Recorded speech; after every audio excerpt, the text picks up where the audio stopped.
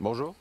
Black Manta, joué par Aya Abdul-Mateen II, est le méchant d'Aquaman et du Royaume perdu, avec une longue et riche histoire dans les bandes dessinées et le DCEU. Voici qui est Black Manta, et c'est juste après ça.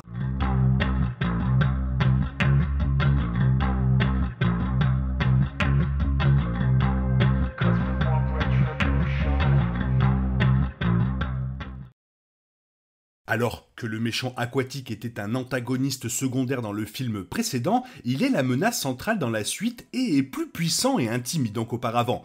Black Manta et Aquaman ont une brève histoire au sein du DCEU, mais leur lien dans les bandes dessinées remonte à plusieurs décennies. Le méchant est un ennemi commun d'Aquaman qui a combattu le héros des dizaines de fois tout au long de l'histoire du personnage de bande dessinée. Dans Aquaman de 2018, Black Manta s'est présenté comme un rival menaçant d'Arthur Curry. Bien qu'il ne possède pas la capacité d'Aquaman à communiquer avec le monde aquatique, il était toujours un solide adversaire pour Curry, même s'il a finalement été vaincu. Il revient pour se venger dans l'histoire d'Aquaman 2, et il possède désormais une arme puissante issue des bandes dessinées qui fera de lui l'adversaire le plus redoutable de Curry à ce jour. Voici tout ce qu'il faut savoir sur Black Manta, le méchant d'Aquaman et le Royaume perdu. Black Manta, alias David Kane, a fait ses débuts dans DC Comics en 1967 dans Aquaman numéro 35. Bien qu'il ait été présenté comme un ennemi d'Aquaman, on savait très peu de choses sur le personnage, à part que son costume était puissant et qu'il était un ennemi redoutable pour le roi de l'Atlantide. Plus d'informations ont été révélées sur son personnage lorsqu'il a finalement enlevé son casque dans Adventure Comics Volume 1 452. Les lecteurs ont appris qu'il était un noir américain qui voulait que les Afro-Américains s'emparent de la mer après avoir subi l'oppression sur Terre. La bande dessinée présente également son acte le plus sombre contre Aquaman lorsqu'il a tué son fils en bas âge.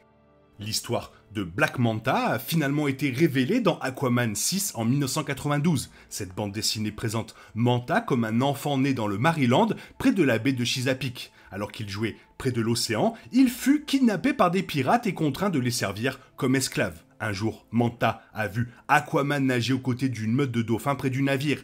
Il supplia le héros de le sauver, mais ses supplications passèrent inaperçu. Il a finalement tué ses ravisseurs et s'est échappé, mais a gardé rancune contre le roi Atlante pour l'avoir laissé souffrir. Il est devenu Black Manta et était déterminé à vaincre Aquaman et à devenir le maître des mers. Black Manta n'a pas de super pouvoir naturel, mais il reste un redoutable guerrier en dehors de son costume. C'est un combattant doué car il s'est entraîné depuis son plus jeune âge pour constituer une menace sur Terre comme sur mer. Il est également l'un des assassins les plus meurtriers de l'univers d'ici et un stratège doué. Bien que né sur Terre, il a une compréhension naturelle de la mer et est un plongeur expert et un charognard sous-marin. Cependant, ce qui fait principalement de Black Manta une telle menace pour Aquaman, c'est son costume. On ne sait pas exactement ce qui rend son armure si puissante, mais elle est presque impénétrable, même pour les méta-humains les plus puissants du monde. Il est aussi équipé de plusieurs armes mortelles, notamment de longs poignards, des harpons et un pistolet à double lame. Son casque lui permet de respirer sous l'eau et est doté de 2 yeux massifs qui lui confèrent non seulement la capacité de vision infrarouge et de lunettes, mais également d'émettre de puissants faisceaux qui peuvent blesser ou tuer des méta-humains comme Aquaman. La combinaison est également livrée avec un jetpack qui lui donne la possibilité d'accélérer sous l'eau et de tirer rapidement. De plus, la combinaison lui confère une force surhumaine, ce qui signifie qu'un seul coup de poing peut causer des dégâts considérables. Dans Aquaman, le costume est un cadeau d'Ocean Master, le frère d'Aquaman, qui donne le costume à Manta pour qu'il puisse tuer Arthur. Alors, bien que Black Manta soit un méchant constant pour Aquaman, son origine a changé à plusieurs reprises. Bien que l'origine de 1992 soit la première donnée au lecteur, elle a changé dans le numéro 8 de la série Aquaman de 2008. Dans cette version, Black Manta était un enfant autiste en difficulté détenu à l'asile d'Arkham de Gotham City. Il a été soumis à de nombreux traitements expérimentaux sévères, mais a trouvé du réconfort dans l'eau et a été fasciné par Aquaman lorsqu'il a vu à la télévision. Une expérience a semblé fonctionner sur lui, mais elle l'a rendu complètement violent et il a tué le chef d'orchestre de l'expérience et s'est échappé de l'asile.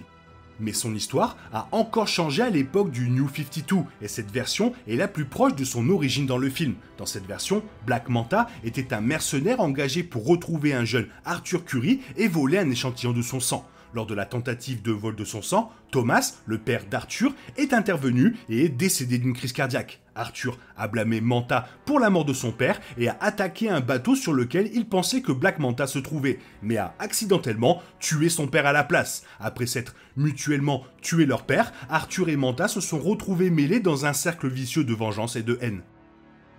Ce qui nous amène à Aquaman 2. La bande-annonce d'Aquaman et du Royaume perdu teasait le trident noir, l'arme mystérieuse mais dominante de Black Manta. L'arme a une histoire car la bande-annonce a teasé ses sombres capacités mystiques et sa capacité à corrompre ceux qui l'entourent. Dans la bande-annonce, Orm, alias Ocean Master, explique que pendant le règne d'Atlan, il y avait 7 royaumes et que le trident noir était une malédiction parmi eux tous. On ne sait pas qui l'utilisait, mais simplement qu'il possède des pouvoirs maudits. Il semble donc que Black Manta l'acquérira d'une manière ou d'une autre, mais il pourrait avoir quelques liens avec les bandes dessinées.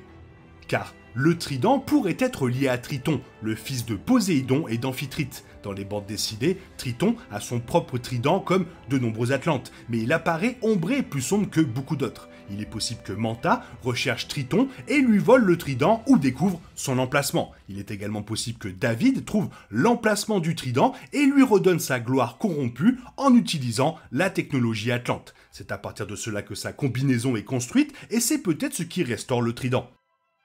Dans le premier film, la combinaison de Black Manta a été gravement endommagée par Aquaman et il a été envoyé dans la mer. Il a été sauvé par le docteur Stephen Sheen de Randall Park, mais il a été blessé et humilié. David est maintenant sur la voie de la vengeance et veut détruire non seulement Arthur, mais aussi sa famille et son royaume. Il est plus puissant que jamais et dirige également un groupe de mercenaires en mission pour détruire l'Atlantide. Arthur est maintenant un père, un mari et un roi qui semblent avoir une vie parfaite avant le retour de Black Manta. Après avoir constaté à quel point Manta est désormais dangereux, il demande l'aide de son frère, qui est désormais emprisonné pour ses actes dans le film précédent. Les deux devront mettre de côté leurs amères rivalités pour faire équipe et sauver leur monde de la fureur de Black Manta. Cette suite sera le dernier film DCEU avant le reboot de l'univers par James Gunn en 2025. Cela pourrait être la dernière aventure de Jason Momoa en tant qu'Aquaman, et Black Manta sera son adversaire le plus dangereux à ce jour dans Aquaman et le Royaume perdu. Perso, Black Manta, un de mes méchants préférés dans l'univers DC, il est trop charismatique, je l'adore. Toi, qu'est-ce que tu en penses de cette vidéo et du personnage? Fais-le moi part dans la zone commentaire, sinon il est temps pour toi de reprendre le cours normal de ta vie. On se retrouve bientôt pour une nouvelle vidéo. Bisous bisous, bye bye.